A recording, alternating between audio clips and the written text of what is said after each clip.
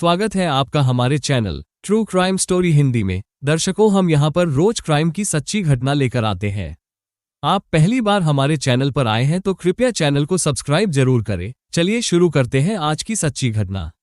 उत्तर बिहार के पूर्वी चंपारण में राजनीतिक रसूख रखने वाले ठेकेदार जयप्रकाश साह की दिनदहाड़े हुई हत्या से पुलिस के भी होश उड़ गए। पुलिस ने जब गहराई से मामले की जांच की तो हत्या के पीछे कारोबारी रंजिश और राजद नेत्री निराली ठाकुर उर्फ पल्लवी से आशिकी की जो कहानी सामने आई वो इस प्रकार है। पूर्वी चंपारण में राष्ट्रीय राजमार्ग संख्या 27 के 4 लेन चकिया फ्लाईओवर के ठीक नीचे न्यू बाईपास चौक पर बिरयानी हाउस है।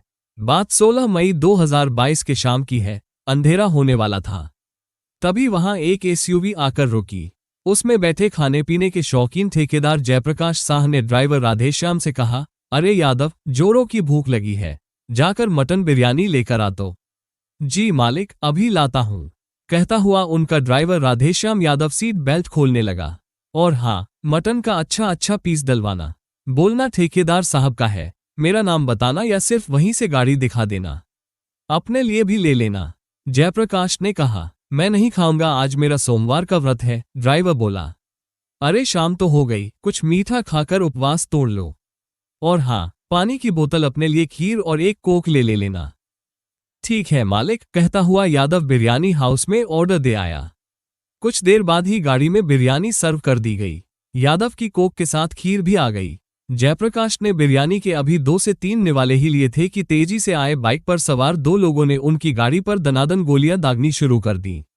जयप्रकाश की चीख निकली, अरे यादव, गाड़ी स्टार्ट कर रे, चल भाग, ये साले शूटर हमें शूट करने आए हैं। राधेश्याम ने तुरंत गाड़ी स्टार्ट कर पीछे नजर घुमाए। देखा जयप्रकाश गोली से जख्मी होकर एक और लुढ़क गया। बिरयानी वहीं फैल गई थी। प्लेट के कई टुकड़े हो गए थे। गोलियों की बौछार हुई थी। संभवतः एक गोली प्लेट पर भी लगी हो। गाड़ी की एक साइड का शीशा भी चकनाचूर हो चुका था। आगे का शीशा चटक गया था।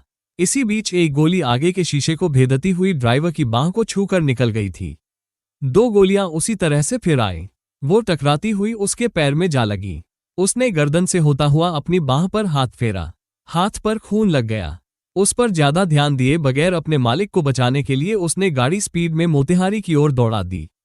एक्सीलेटर पर पैर रखने में दर्द हो रहा था। वो समझ गया गोली लगने से ऐसा हो रहा होगा, लेकिन हिम्मत कर गाड़ी को तेजी से भगाता रहा। तब तक बाइक सवार शूटर भी फरार हो चुके थे।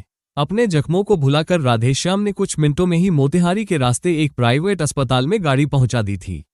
वहां के डॉक्टर ने जयप्रकाश साह को मृत घोषित कर दिया। डॉक्टर ने बताया कि उसे 6 गोलियां लगी हैं, जिसमें एक के सिर पर लगने से तुरंत मौत हो गई। बाकी गोलियां पेट और गर्दन में लगी थीं। यादव को एक गोली हाथ 2 पैर में लगी थी, जो गहरा घाव करती हुई निकल गई थी। जयप्रकाश साह उत्तर बिहार का बहुचर्चित ठेकेदार था, लेकिन उसकी दबंगई और राजनीतिक पहुंच के चलते पूर्वी चंपारण में चकिया थाना क्षेत्र से लेकर बिहार की राजधानी पटना तक में तूती बोलती थी। उसकी मौत की खबर तेजी से फैल गई। अस्पताल से पुलिस को खबर मिल गई, जबकि ड्राइवर ने सबसे पहले उनकी पत्नी को शूटरों के हमले और उनकी मौत की खबर दी। थाने से खबर निकलती हुई 1 घंटे के भीतर ही सोशल मीडिया, इलेक्ट्रॉनिक मीडिया की सुर्खियां बन गईं। पूरे चंपारण में 1 घंटे के भीतर यह खबर फैल गई। उसके साथ ठेकेदार जयप्रकाश साह और राजद नेत्री निराली ठाकुर उर्फ पल्लवी की आशिकी और प्रेम संबंध के किस्से सुने सुनाए जाने लगे। पत्नी श्वेता देवी पति की मौत पर दहाड़े मारकर रो रही थी। पुलिस ने उन्हें ढांढस बंधाते हुए हत्यारों को सजा दिलवाने का आश्वासन दिया। घटना की रात ही श्वेता देवी ने अवनीश कुमार सिंह, निराली ठाकुर उर्फ पल्लवी, पति के प्रतिद्वंद्वी ठेकेदार राजीव सिंह, सुभाष सिंह, मनी सिंह और बाबू खान के खिलाफ चकिया थाने में प्राथमिकी दर्ज करवा दी। प्राथमिकी में श्वेता ने उन पर सीधे सीधे हत्याकांड में साजिश रचने का आरोप लगाते हुए इसके पीछे की कई वजहों का भी जिक्र किया।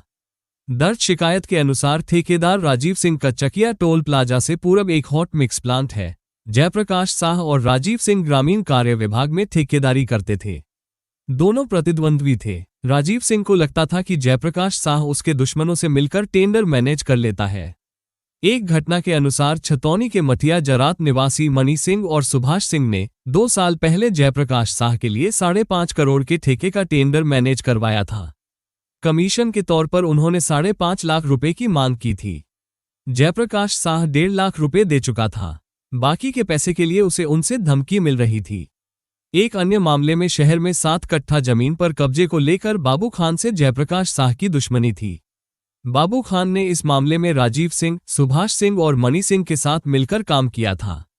इसी मामले में अवनीश कुमार सिंह और उसकी पत्नी निराली ठाकुर का नाम भी शामिल था। वो पूर्वी चंपारण के बरियारपुर में रहती थी।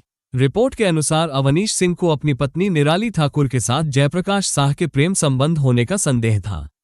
दरअसल निराली ठाकुर अपने पहले दिवंगत पति के ससुराल सरोत्तर की जमीन बेचने के सिलसिले में जयप्रकाश साह से कई बार मिल चुकी थी। उसके घर भी जाना हुआ था।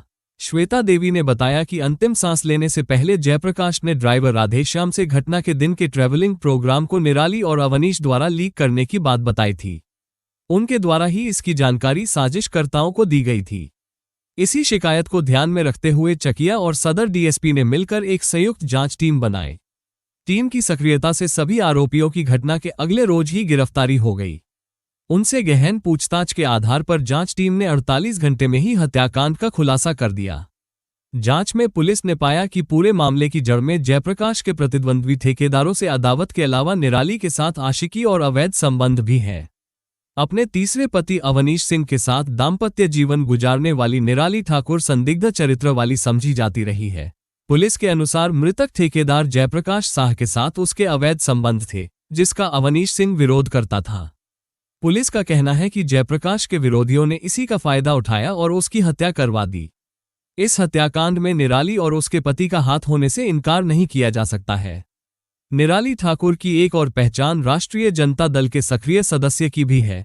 उसने हाल में ही विधान परिषद चुनाव के वक्त तेजस्वी यादव के सामने राजद की सदस्यता ली थी।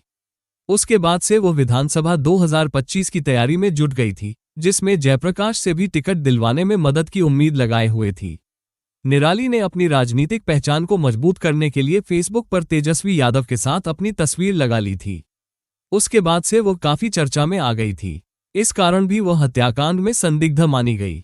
वैसे उसका पति अवनीश सिंह भी आपराधिक पृष्ठभूमि का माना जाता है। निराली ठाकुर के जयप्रकाश साह के जीवन में आने और फिर उसकी हत्या तक की कहानी किसी फिल्म से कम नहीं है। निराली का ठेकेदार जयप्रकाश साह से पहली बार जमीन बेचने के सिलसिले में संपर्क हुआ था।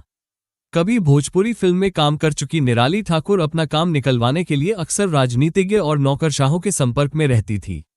वैसे लोगों के साथ वो काफी खुले मन मिजाज की थी। किसी के साथ तुरंत घुल मिल जाना उसके स्वभाव में शामिल था। वैसे उसका व्यक्तिगत जीवन अस्थिरता से भरा हुआ था। उसने 3 शादियां की थीं। पहली शादी ठेकेदार जयप्रकाश साह के गांव सरोत्तर में हुई थी। कुछ समय बाद ही पहले पति की मृत्यु हो गई थी। उसके बाद दूसरी शादी अरेराज में हुई। दूसरे पति को निराली का बात व्यवहार और चाल चलन पसंद नहीं था। नतीजतन उसने रिश्ता तोड़ लिया था। उसके बाद निराली की तीसरी चिरैया थाना क्षेत्र के खड़तरी के रहने वाले अवनीश कुमार सिंह के साथ हुई थी। अवनीश सिंह से उसके 2 बच्चे हैं। फेसबुक पर नेता प्रतिपक्ष तेजस्वी यादव के साथ वाली तस्वीर साझा करने पर उसके प्रशंसकों ने जयप्रकाश साह के साथ संबंध को लेकर भी सवाल खड़े कर दिए थे। उनके मुताबिक जयप्रकाश निराली ठाकुर का आशिक था। उसके साथ काठमांडू टूर पर भी जा चुका था। उसी की बदौलत ही निराली ठाकुर एमएलए बनने का सपना देखने लगी थी।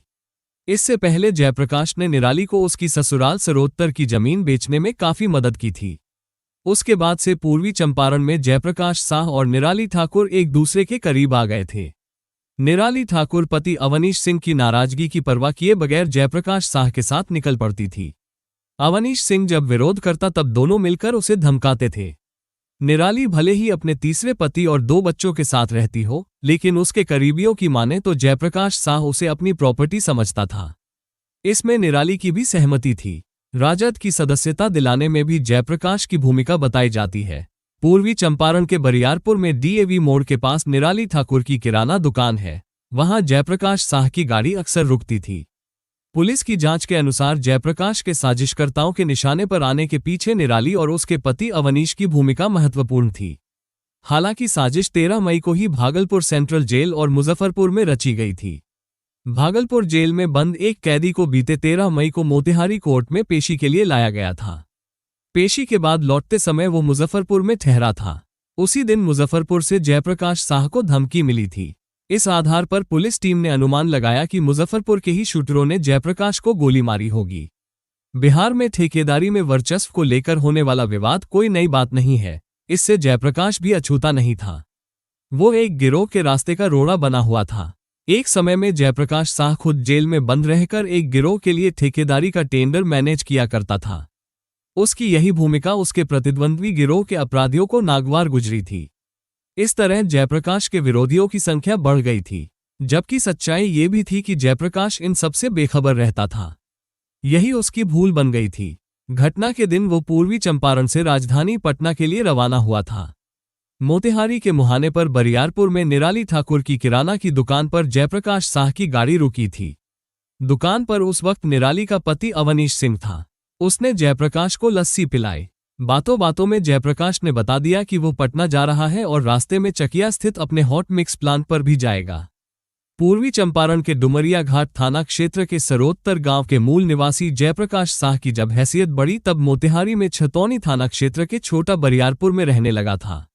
मोतिहारी से निकलते समय वहां लौटते समय निराली ठाकुर को एक नज़र देखे बिना उसे चैन नहीं मिलता था। घटना वाले दिन जब निराली ठाकुर नजर नहीं आए तब उसने दुकान से निकलने के बाद उसे व्हाट्सएप कॉल किया। दोनों के बीच करीब आधे घंटे तक बातचीत होती रही। उनकी बातचीत इतनी लंबी थी कि वो इस बीच मोतिहारी से चकिया हॉट मिक्स प्लांट तक पहुंच गया। जब मोतिहारी से निकलते वक्त जयप्रकाश साह बरियारपुर में अवनीश सिंह की दुकान पर रुका था, तब उस वक्त निराली ठाकुर का नहीं होना भी संदेह की स्थिति पैदा कर रहा था। इस मामले में अवनीश सिंह और शूटरों से भी ज्यादा कसूरवार निराली ठाकुर बन गई है, लेकिन सीसीटीवी फुटेज और कॉल डिटेल्स से कई राज खुलने बाकी हैं, जिससे हत्यारे तक पहुंचा जा सकता है। साथ ही यह कयास भी लगाए जा रहे हैं कि अवनीश सिंह ने अपनी जान पर मंडरा रहे खतरे की वजह से जयप्रकाश साह को रास्ते से हटाने का प्लान बनाया है। एसपी ने बताया कि पत्नी के अवैध संबंध से नाराज अवनीश ने जयप्रकाश के व्यावसायिक विरोधियों से संपर्क किया और उन लोगों ने अवनीश को आर्थिक व अन्य सहयोग दिया। अवनीश और उसकी पत्नी ने शूटरों को जयप्रकाश साह के बारे में जानकारी दी थी। यह अलग बात है कि जयप्रकाश साह हत्याकांड के मात्र 16 दिनों के बाद ही 1 जून को शूटर सोनू सिंह की हत्या हो गई। उसकी हत्या पूर्वी चंपारण जिले के शिकारगंज थाना क्षेत्र के रुपहरी गांव में हुई। जयप्रकाश हत्याकांड के आरोपियों में अवनीश सिंह पहले प्रॉपर्टी डीलर मंटू शर्मा की गाड़ी चलाता था। करीब 6 साल पहले 2016 में मंटू शर्मा की हत्या हो गई थी। तब अवनीश सिंह पर भी लाइनर का आरोप लगा था और पुलिस ने उसे गिरफ्तार कर जेल भेज दिया था। जेल से बाहर निकलने पर उसने निराली ठाकुर से शादी की थी, जबकि निराली जयप्रकाश साह के संपर्क में थी। तभी से उनके बीच अवैध संबंध की चर्चा होती थी। शादी के बाद इस संबंध को खत्म करने की अवनीश ने काफी कोशिश की और दोनों पर दबाव भी बनाया, किंतु जब उसकी जान पर ही खतरा मंडराने लगा तब वो शांत हो गया। डुमरिया घाट थाना क्षेत्र की पश्चिमी सरोत्तर गांव के लोग सिर्फ ये जानते थे कि निराली ठाकुर की पहली शादी इसी गांव में हुई थी। पहले पति से निराली ने एक बेटी को जन्म दिया था। पति की मौत के बाद वो घर छोड़कर चली गई थी। बूढ़े सास ससुर पर दबाव बनाने के लिए निराली ने उन पर प्रताड़ना का केस कर दिया था और पति के हिस्से की जमीन बेचने के लिए गुंडों की मदद ले ली थी। सरोत्तर के लोग बताते हैं कि यह उनके लिए शर्मनाक बात है। वे अब इसकी चर्चा तक करना नहीं चाहते हैं। ग्रामीण सिर्फ इतना बताते हैं कि पति के हिस्से की जमीन बेचने में निराली ने उसी गांव के प्रॉपर्टी डीलर जयप्रकाश साह की मदद ली थी। उसके बाद निराली ठाकुर ने ससुराल से नाता तोड़ लिया था। जहां तक जयप्रकाश साह हत्याकांड के मुख्य हत्यारे को पकड़ने का सवाल है, तो वो कथा लिखे जाने तक संभव नहीं हो पाया था। पुलिस ने अवनीश सिंह और निराली ठाकुर उर्फ पल्लवी के साथ 4 ठेकेदारों को हत्याकांड में आरोपी बनाकर न्यायिक हिरासत में भेज दिया। मिलते हैं दर्शकों एक और सच्ची कहानी लेकर। तब तक अपना ख्याल रखें और जुर्म के खिलाफ लड़ने की इस मुहिम में हमारा साथ देने के लिए कृपया चैनल को सब्सक्राइब और वीडियो को लाइक जरूर करें। जय हिंद।